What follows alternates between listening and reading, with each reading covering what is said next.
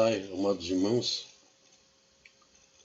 nós estamos aqui para outro vídeo e o assunto que eu quero tratar com os irmãos hoje, nós vamos dividir, deixa eu ajeitar minha imagem aqui, vamos dividir esse assunto em duas partes.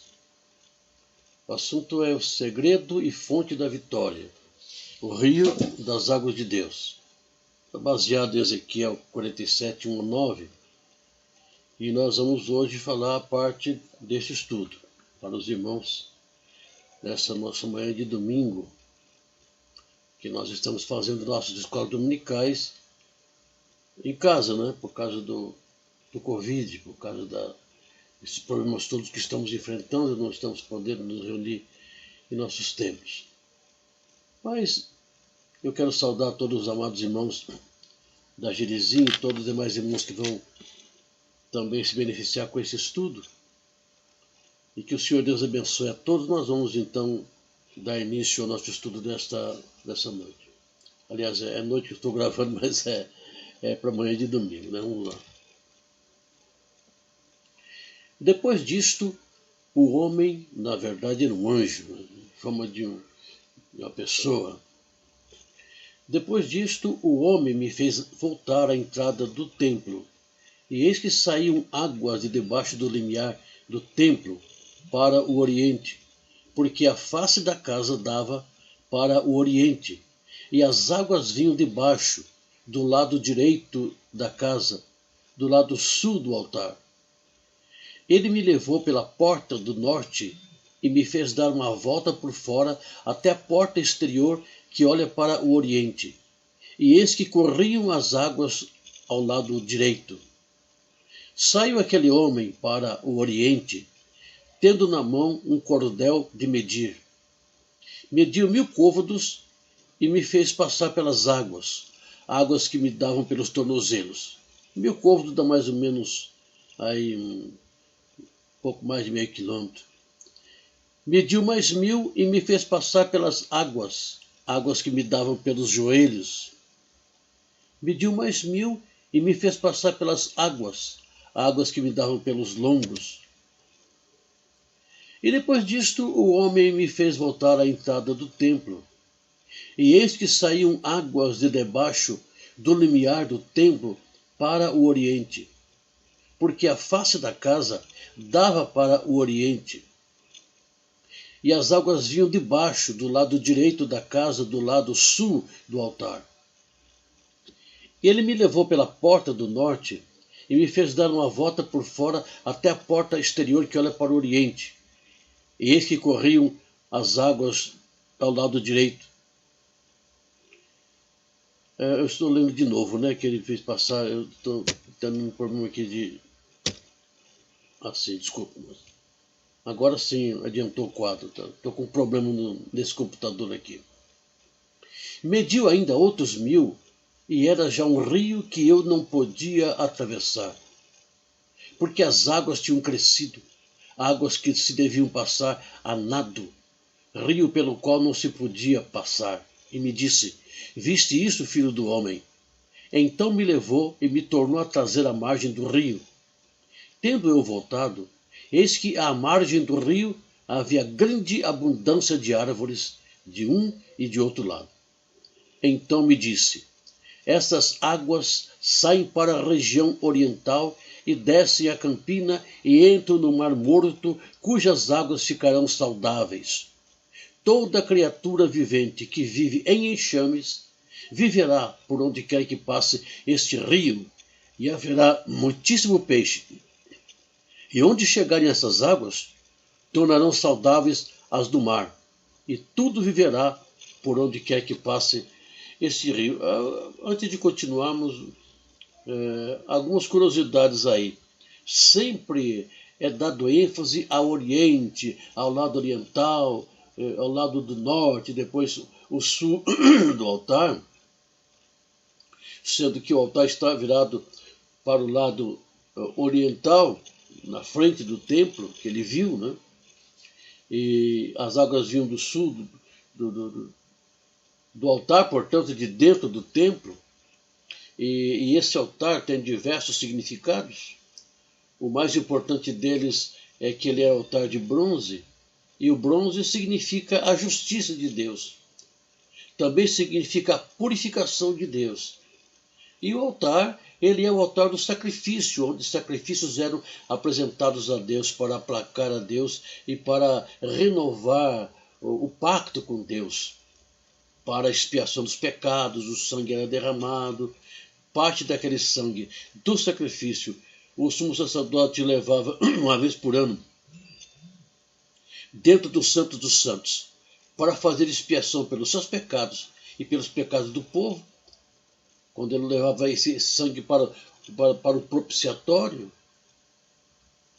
Então tem tudo grande significado, e nós sabemos que tudo começou ali no Oriente e vai terminar ali também.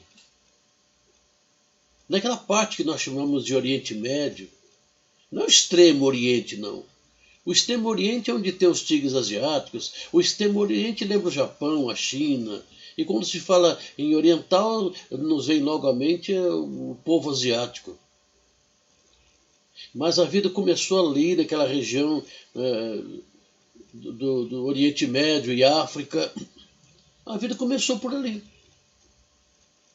O continente a seguir que foi atingido e foi conquistado, e pessoas vieram a morar e se formaram civilizações, foi o continente africano.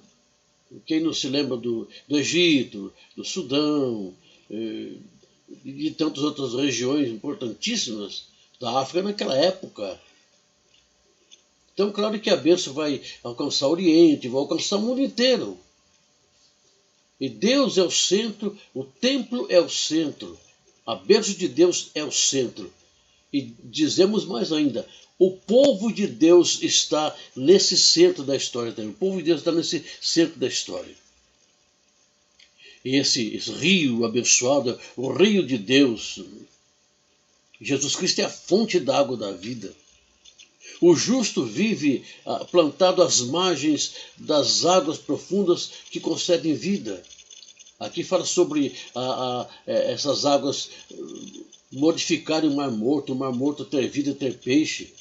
Tem também sinais proféticos aí que estão se cumprindo. Por exemplo, já se avistam coisas esquisitas naquela região. Águas doces brotando perto do Mar Morto e peixes também ali. As coisas estão se modificando, então essas profecias se cumprem das mais diversas maneiras, mas vamos analisar a parte espiritual, a parte que nos cabe a nós como igreja do Senhor, tá bom? As águas purificadoras saem do templo de Deus, do altar, e tem aquele vaso ali, o oleiro trabalhando no vaso, que nós estamos vendo, e escrito, molda a minha vida, ó divino oleiro, e solidifica o meu caráter. Se antigamente o altar lembrava sacrifício para aplacar pecados, não é o nosso caso mais, porque Jesus Cristo já pagou os nossos pecados na cruz do Calvário. Então, quando pensamos em altar, nós lembramos de consagração, queimar nossas coisas ruins, purificar nossas vidas, o Espírito Santo queimando aquilo que não serve. Não é mais no sentido de purificação dos pecados. Eu não purifico meus pecados. Quem me purifica dos meus pecados é o Senhor Deus. O que João disse? Ele disse, filhinhos meus, essas coisas vos escrevo para que não pequeis. Se todavia alguém pecar, temos advogado junto ao Pai, Jesus Cristo o justo. Ele é a propiciação pelos nossos pecados, e não somente pelos nossos próprios, mas pelos do mundo inteiro. E meus pecados passados, presentes e futuros, não é que nós temos carta branca para pecar à vontade. Mas se acontecer, e o pecado acontece na vida do crente como um acidente, não que ele anda atrás, e se ele estiver andando atrás do pecado porque está longe do caminho do Senhor, ele é corrigido e ele volta atrás novamente, o Senhor Deus aplica um corretivo, muitos até, o corretivo de muitos tem sido às vezes a morte, para que lá no hospital possa clamar a Deus e acertar as coisas com Deus e depois partir para a eternidade. Inclusive, essa questão do Covid nos leva a meditar seriamente que nossa vida é uma brevidade. Muitos irmãos estão indo porque o Senhor Deus está chamando, chegou o tempo de Deus cumprir o seu ministério aqui na terra, e muitos estão morrendo, tanto crentes como não crentes, Deus está agindo de modo diferente. Mas o altar que nós temos aqui, hoje, é o altar da consagração. Quando se diz sacrifício vivo, santo e agradável, é a questão da consagração e da santificação, porque nós já fomos purificados. Sacrifício vivo, santo e agradável a Deus. É o que nós fazemos hoje. O sacrifício que nós fazemos no altar de Deus hoje, figuradamente, quando oramos, quando nos consagramos, quando nos santificamos, dedicamos nossas obras a Deus, tudo que nós temos, dedicamos ao Senhor Deus, nossos bens, nossos filhos, nossa família, tudo de nós, nossos talentos, nosso trabalho, nosso tempo. É para o Senhor Deus usar na sua obra, visando galardões. E antes dos galardões, visando agradar a Deus. Paulo disse: eu rogo insistentemente, irmãos, que apresenteis os vossos corpos como sacrifício vivo, santo e agradável a Deus. Não é para sofrer, não é para pagar pecado, não é para se mortificar. Às vezes nós usamos a palavra mortificar, pagar o preço e agonizar em oração, como se isso fosse forçar Deus a agir. Não é essa a questão. E eu devo apresentar a minha vida como sacrifício vivo, santo, agradável, que é o culto racional, que é a consagração do dia a dia. Claro, se for necessário que o Senhor Deus queime alguma coisa na minha vida que não está prestando, está atrapalhando meu crescimento, então ele vai fazer isso. Mesmo assim, vai ter caráter não de punição e nem de pagamento de pecado, mas sim um caráter purificatório, de santificação. Porque o objetivo é esse aqui, para que experimenteis qual seja a boa, agradável e perfeita vontade de Deus. Eu experimento e conheço, por experiência, que a vontade de Deus é perfeita. Ela é boa, ela é agradável, porque o meu sacrifício também é agradável. Não tem cabimento a pessoa dizer: eu sofri tanto, e chorei tanto, e só faltei suar sangue, e agonizei diante de Deus. É bem verdade que quando nós estamos intercedendo, claro que as nossas emoções falam alto. Vamos chorar, e alguns até ficam meio desesperados em orações em acampamento, no monte, em consagrações, em vigílias. É verdade, porque nós somos emotivos. Mas a questão de nós apresentarmos nossos corpos por sacrifício a Deus é um sacrifício vivo, é de livre e espontânea vontade, não é para pagar nada, não é para forçar Deus a fazer nada, é algo santo, é para santificação, para Deus ser glorificado em nossas vidas, para Ele usar nossos talentos, e é agradável. E sendo agradável, eu vou entender que a vontade de Deus, a lei de Deus, a palavra de Deus também é agradável, embora venha ferir os pecados, venha a mexer com o nosso livre-arbítrio, venha mexer com tantas coisas que nós pensamos que é liberdade, da qual nós somos tolhidos, mas não é verdade, não. E nós somos apresentados a uma liberdade para fazer a vontade de Deus, para entender que é agradável e boa. Vamos ver outro aí. Isso foi tirado de 1 Coríntios 3, versículo 16 e 17, e o capítulo 6, versículo 19 e 20, que diz: em forma de pergunta retórica. Não sabeis que sois santuário de Deus e que o Espírito de Deus habita em vós? É a pergunta. Resposta: sim, sabemos. Sabemos que nós somos santuário de Deus. Sabemos que nós somos o templo do Espírito. Se o Espírito de Deus habita em nós, é porque somos o templo, somos a casa do Espírito. Não sabeis? Sim, sabemos. Então ele diz uma coisa importantíssima aqui que talvez as pessoas nem levam muito em consideração. Se alguém destruir o santuário de Deus, Deus o destruirá. Porque o santuário de Deus, que sois vós, é sagrado. Vou repetir.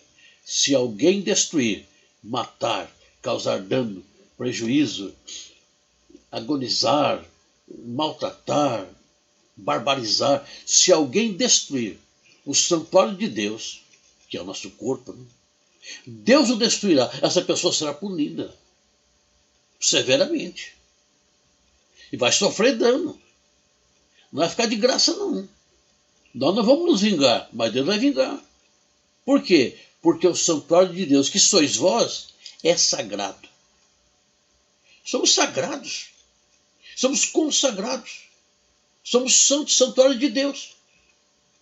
Temos que nos compenetrar nisso cada vez. Não importa se tem a pestilência, morte, doença, tristeza, perseguição, aquilo que Deus permitir, nós somos santuário de Deus. Acaso não sabeis, outra pergunta, que o vosso corpo é santuário do Espírito Santo? Sim, sabemos. Do Espírito Santo que está em vós, o qual, que é o Espírito Santo, o qual tendes da parte de Deus e que não sois de vós mesmos. Nós não somos de nós mesmos, somos dele. Ele que é o dono, ele que comanda, ele é o Senhor. Porque fostes comprados por preço. E que preço, hein, irmãos? O sangue de Jesus, o sacrifício dele. Aquilo sim foi sacrifício. Não tem como nós fazermos um sacrifício, porque como pode se comparar a milionésima, a bilionésima, a trilionésima parte do sacrifício de Cristo? Porque fostes comprados por preço. Agora, pois, glorificai a Deus no vosso corpo. Então, é a coisa mais lógica do mundo. O processo de santificação, o processo de dedicação, o processo de santificação, o processo de entrega diária ao Senhor Deus, da nossa santificação, as renúncias daquilo que é mal, para nós podermos servir ao Senhor Deus, tem que ser coisa automática. Faz parte do pacote do novo nascimento. Jesus Cristo falou assim: eis que estou à porta e bato. Se alguém abrir a porta, eu entrarei e serei com ele e ele comigo. Mas também ele disse assim: se alguém guardar a minha palavra, o Pai o amará, e nós viremos para ele e faremos nele morada. E sobre o Espírito Santo ele disse: o Espírito da verdade, que o mundo não pode receber, porque não o vê, nem o conhece. Vós o conheceis, porque ele habita convosco e estará em vós. E o que diz Paulo? Se alguém não tem o Espírito de Cristo, esse tal não é dele. É do nosso corpo, nossa vida é para ser lugar que o Espírito de Deus habita, é para ser santificado. Temos que glorificar a Deus no nosso corpo.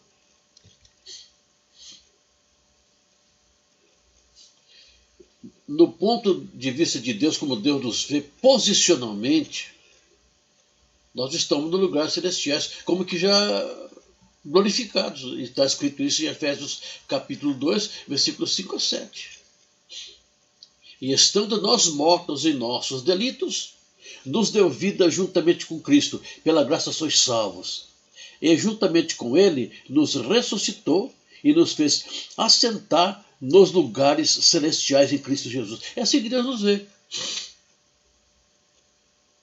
Mais que vencedores por aquele que nos amou. É assim que o Senhor Deus nos vê. Claro que o dia, e esse dia está breve, muito breve, pela misericórdia de Deus. Paulo disse, vai se cumprir aquela última parte que Paulo falou assim: e aqueles que predestinou, a esses chamou. Aos que chamou, justificou. E aos que justificou, santificou. E aos que santificou, glorificou. É a quinta parte. Mas Deus já nos vê assim, no estado de glorificação, assentado nos lugares celestiais em Cristo Jesus. Porque Jesus Cristo é o cabeça da igreja, nós somos o corpo. E Ele está ao lado do Pai. Nós posicionalmente estamos também. E o objetivo é um só. Para mostrar nos séculos vindouros a suprema riqueza da sua graça em bondade para conosco em Cristo Jesus.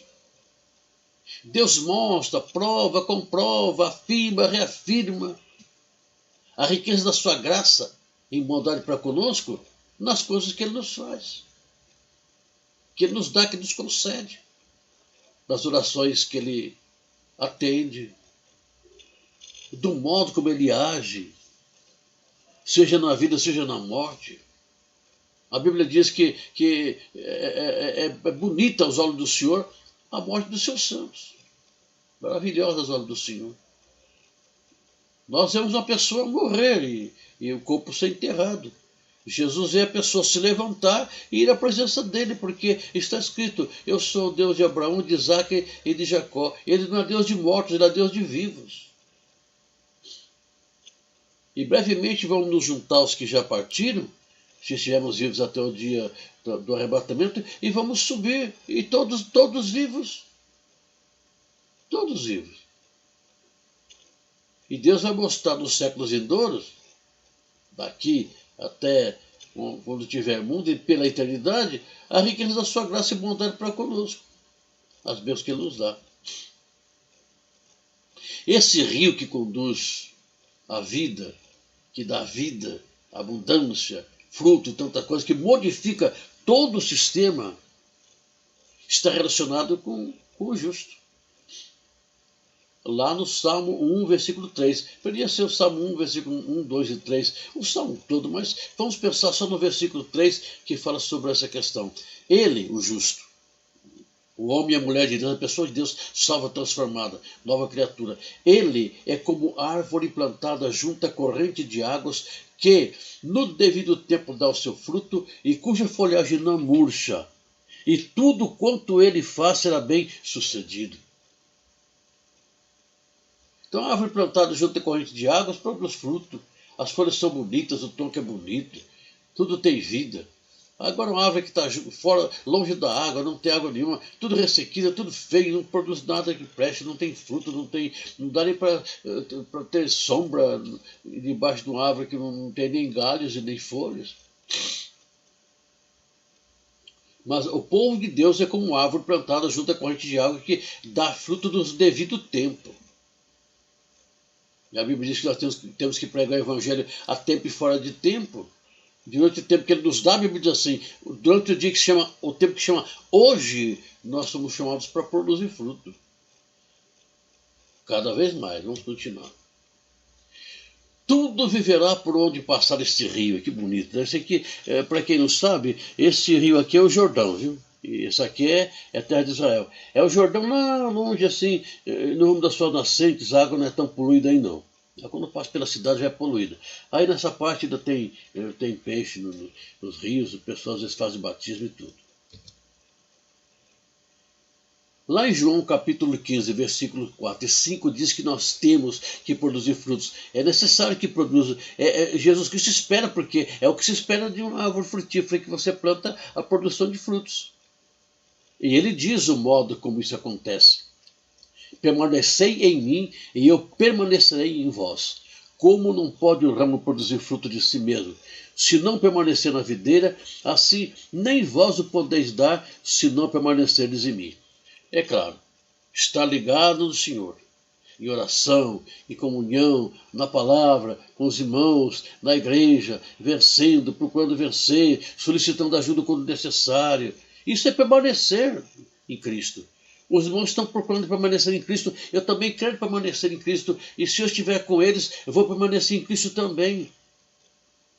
E o ramo que produz fruto é aquele ramo que permanece firme na videira, recebendo toda a seiva da videira ou da oliveira ou de qualquer outro tipo de árvore para que produza fruto. Ele mesmo disse, eu sou a videira. A videira é aquela árvore que produz a uva, né? Ele diz em outros lugares também que ele é a oliveira verdadeira, Paulo fala, né? A oliveira é aquela árvore que produz azeitonas de verdade, não é aquele que o pessoal chama de azeitona. Aqui tem uma fruta escura, doce, que a gente gosta muito de comer aqui na Amazônia, que o pessoal chama de azeitona, que parece, né? Mas não é azeitona, não, aquilo é jamelão ou jambolão, aquilo não é azeitona. A azeitona é da oliveira, só daí é região muito fria, não dá para comer também, que é pouco amarga, passa por aqueles... pela industrialização e fica gostoso de comer e também produz o azeite, né? Eu sou a videira, vós os ramos. Quem permanece em mim e eu nele, esse dá muito fruto, porque sem mim nada podeis fazer. Não há crescimento espiritual, não há santificação, não há nada sem estar ligado em Jesus Cristo pelo Espírito Santo. Não tem como. A pessoa reclama, eu não estou fazendo nada, mas não vai à igreja, não vai um dia sim, não sei quantos não. Qualquer coisa faz com que você faça da igreja. Qualquer coisinha fica moado, irritado ou irritada e pede a comunhão. Não, assim também a pessoa não tem como crescer. Por exemplo, agora nesses dias de Covid, nós estamos com uma vontade de nos congregar. E ficamos pensando, puxa, quantas oportunidades eu perdi, podia ter me congregado e não fui, porque estava passando um jogo, ou porque tinha gente em casa, ou porque eu estava cansado, ou com preguiça mesmo, ou simplesmente não queria ir, e não fui, e agora, puxa, que falta fazer aquela comunhão gostosa na igreja. Nós estamos desejosos que acabe logo esse período para voltarmos imediatamente à comunhão. Mas se não pudermos ter comunhão uns com os outros, mas temos comunhão espiritual e comunhão com Cristo, comunhão com Deus, comunhão com a palavra, porque sem Ele não podemos fazer nada. Nós temos a fonte em nós, irmãos. Não só estamos perto das águas, que a água é Jesus Cristo, a palavra, a água também que nos purifica, mas nós temos a fonte em nós. Lá em João, capítulo 4, versículo 14, Jesus Cristo diz: aquele, porém, que beber da água que eu lhe der, nunca mais terá sede. Pelo contrário, a água que eu lhe der será nele uma fonte a jorrar para a vida eterna. Somos continuadores da sua obra. Quem crê em mim fará também as obras que eu faço, e outras maiores fará, porque eu vou para o Pai. Sois minhas testemunhas, disse ele. Vós sois testemunhas dessas coisas. E ser minhas testemunhas em Jerusalém, Judeia, Samaria e até os confins da terra. E de por todo o mundo pregar o evangelho a toda criatura, fazer discípulo de todas as nações. Estamos levando essa fonte, está dentro de nós. Ele mesmo disse, ninguém diga, onde está o reino de Deus? Está ali, está acolá. Não, o reino de Deus, disse ele, está dentro de vós. E quando vamos mais adiante e levamos um convite, e levamos um folheto, e no nosso local de trabalho ou na escola onde estivermos, testemunharmos, darmos nosso testemunho, falar de Cristo, ganhar alguém para Jesus Cristo, levar pessoas para a igreja, nós estaremos levando essa fonte de água da vida para as pessoas que estão sedentas. E levando o pão da vida, que é Jesus Cristo, para os que estão famintos espiritualmente, morrendo e indo para o inferno. Aquele que beber da água que eu lhe der, nós bebemos. Nunca mais terá sede. Amém. Mas não é só isso. Não é só ficar com a água para si, não. Pelo contrário, a água que eu lhe der será nele uma fonte a jorrar para a vida eterna. Esse aqui foi o diálogo que Jesus Cristo teve com aquela mulher samaritana. E ela não guardou só para si, não. Ela correu, deixou o cântaro junto à fonte, deixou a água, nem levou a água para casa, correu e foi falar com as pessoas. Olha, eu encontrei o Cristo. Será que não é o Cristo, não? Porque falou tudo da minha vida, vocês têm que ouvir. Foram lá, se convenceram, se converteram e disseram para ela. Agora não é só porque você nos falou, não. É porque nós vemos que esse homem é mesmo filho de Deus. É levar a água. E nós ficamos por aqui hoje, irmãos. Vamos continuar esse assunto, terminar esse assunto no próximo domingo, mas agora os irmãos fiquem com essa mensagem, essa última parte, especialmente que nós falamos. Tudo viverá por onde quer que passe este rio. Mas ele vai passar como? É por dentro de mim. Eu que devo levar. O fruto necessário para as pessoas provarem sou eu que tenho que produzir. Vida transformada, trabalho, dedicação, testemunho, prova de vida para os vizinhos, para os parentes incrédulos, para os amigos que não conhecem ainda a Jesus Cristo.